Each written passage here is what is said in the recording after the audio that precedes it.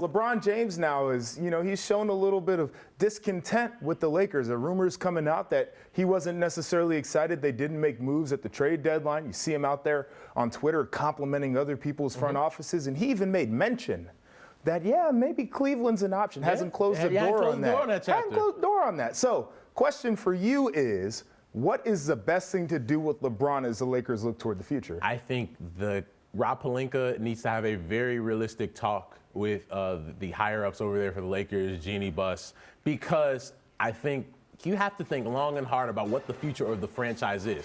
LeBron James is still playing at an elite high level, but I think when LeBron came over, he thought he was going to have a guy in Anthony Davis who was going to be healthy and continue to share that role with him, even if that meant giving him the baton and letting him be the leader of the Lakers as he moves into his late 30s. That has not happened, and you have not had a healthy Anthony Davis.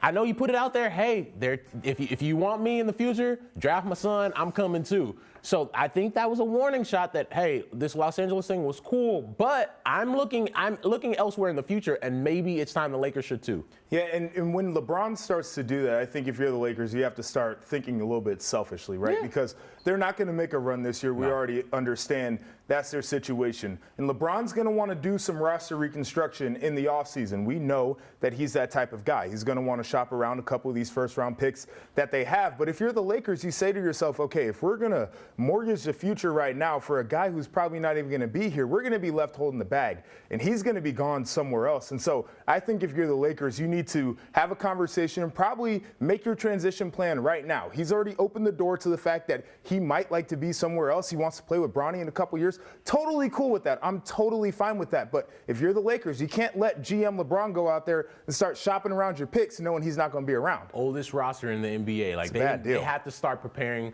for next year and 2 years down the line when LeBron potentially won't be there.